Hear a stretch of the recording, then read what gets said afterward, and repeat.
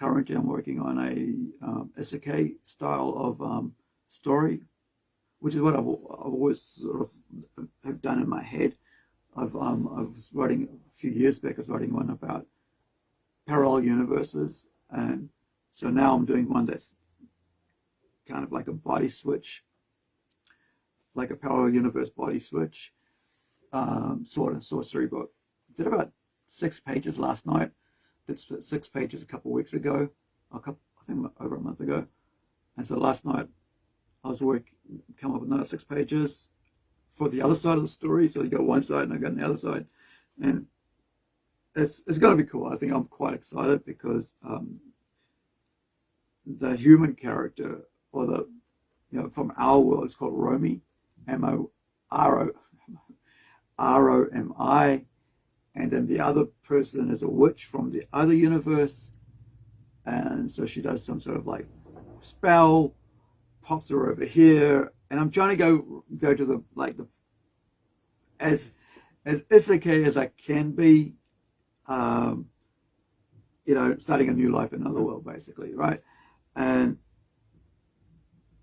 the whole idea of like something happens drastically on both sides, and there's a switch, and so now you got to learn to live either on this side or that side. So I got to tell two different freaking stories at the same time. Switching between like 5 pages and then switch 5 pages, switch 5 pages, switch 5 pages. So I'm hoping that whoever artist we get to come on board will be right into the sword and sorcery stuff, because it's kind of like I just thought of it just now. It's kind of like my thing for Conan, the whole idea of sword and sorcery. That's my love for Conan coming out. I hadn't even thought about that until now. And so the whole, if you look at the original Conan books and stuff, there's magic, there's spells, there's witches. Of course, there's sword and sorcery, there's adventure, and all types of, gods and demons, and not so much demons, but, like grotesque giant animals, like giant spiders and snakes and all that, like snake worshippers, or something of Set. The snake, was that like the snake worshippers of the god Set? I think it was one of the stories or something like that. It's been a while since I've read those novels. I think it was like maybe into my early 20s that I stopped reading them. So probably almost like 6 years of just. But yeah, I think that might be my inspiration there for this one. Even though it's not only that, it's also the fact that I love isekai stories. I love animes with isekai. ReZero is one of my favorites, and there's also there's so many I love, and I think but ReZero sticks out.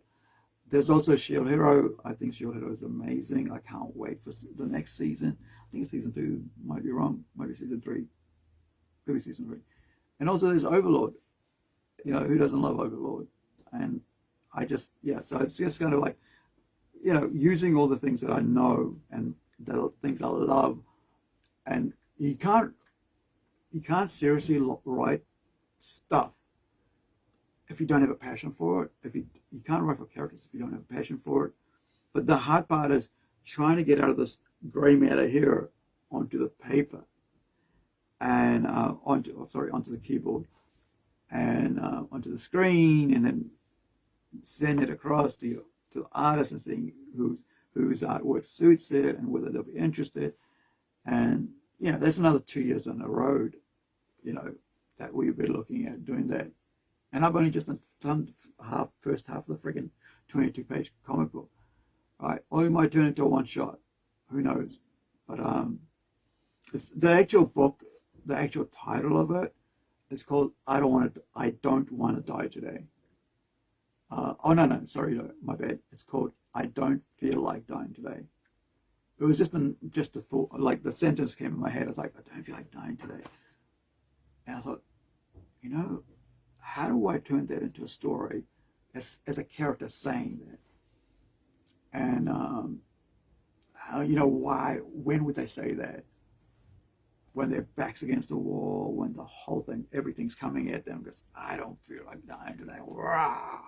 you know, whatever their strength, whatever their power is, and they just spill out into against the enemy, or whatever the enemy is. Could be an animal, could be a human, could be a demon, could be a monster, could be a whole force of insects or whatever, you know, and you when you come under attack. So I thought it was quite an interesting thought, and then turning it into a whole storybook out of it. I mean, like a whole comic series or whatever, comic book out of it, and building it around that.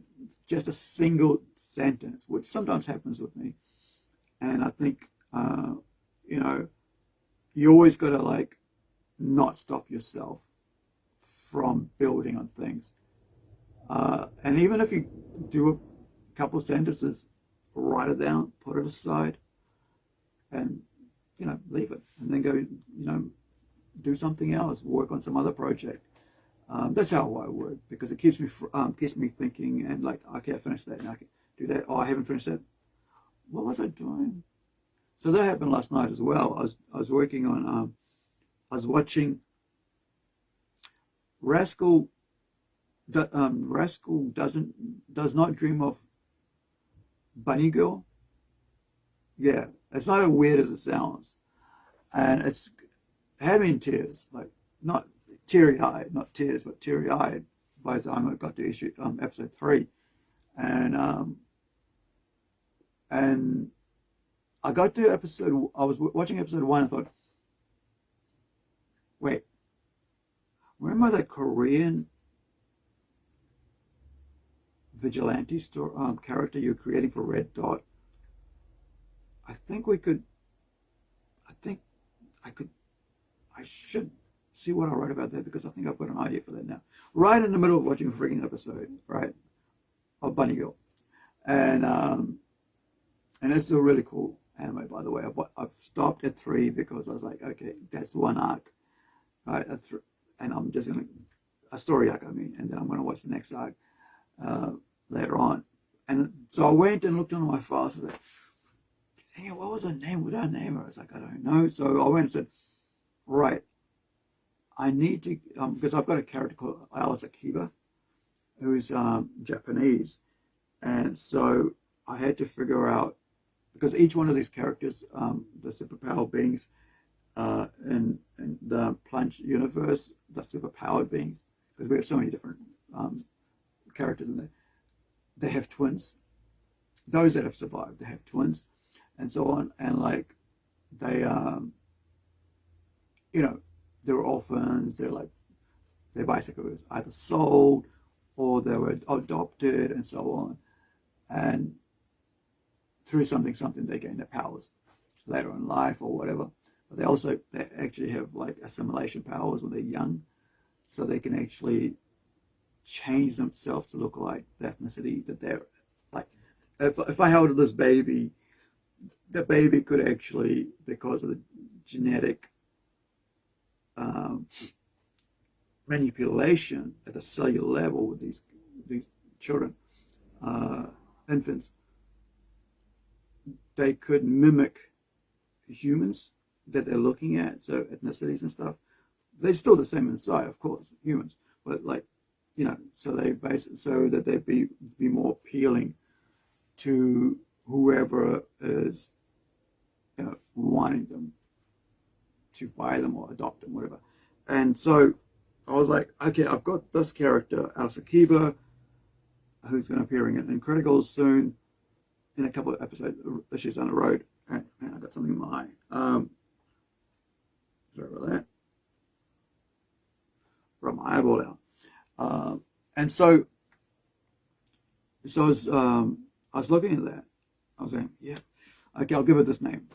And I was like, I'm sure I've got this in Red Dot somewhere, because that character's part of Red Dot.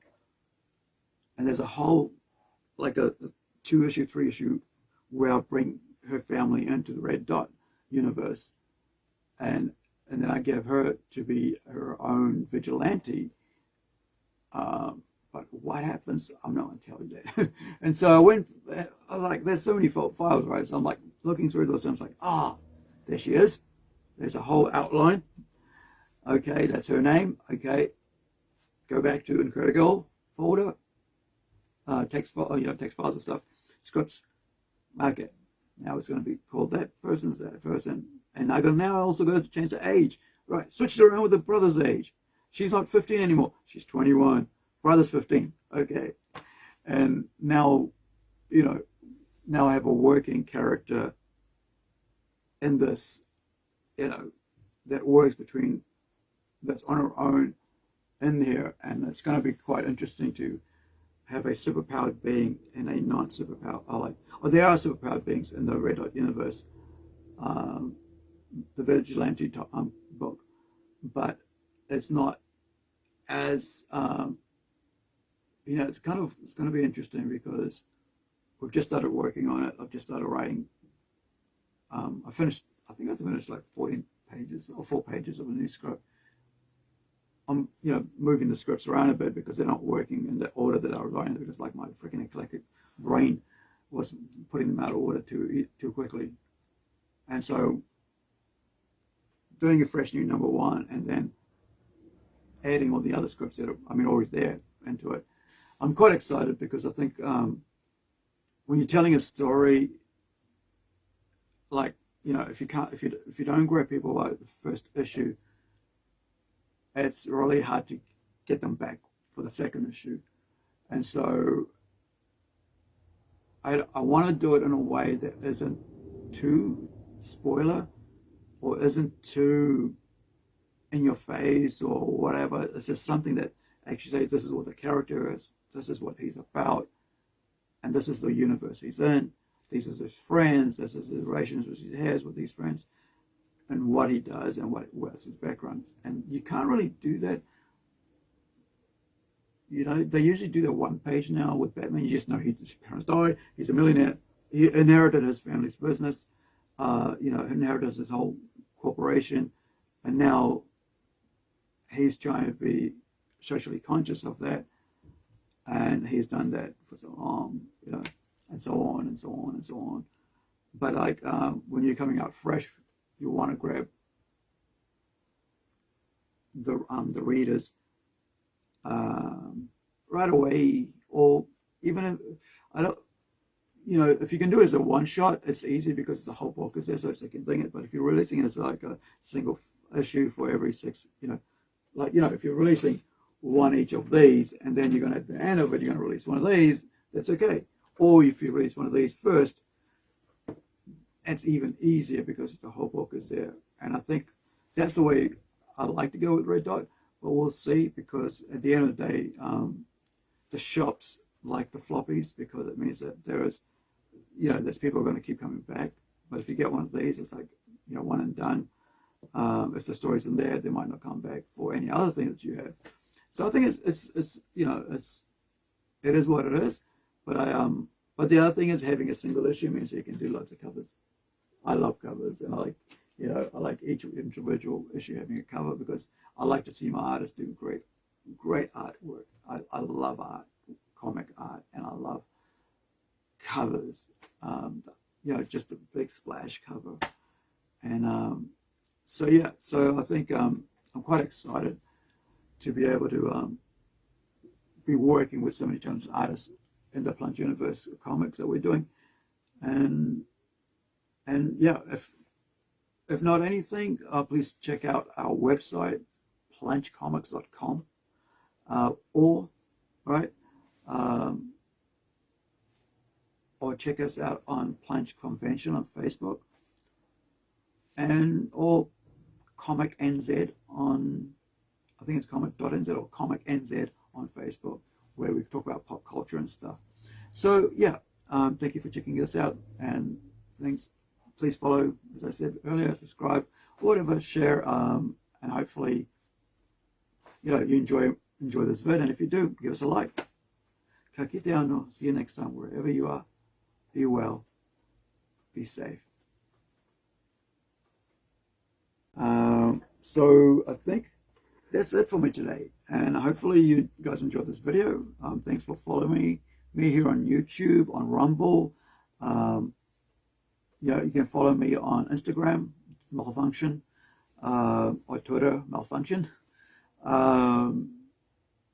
I talk about pop culture stuff. I create comics I write comics. I create characters of all genres, comics of all genres.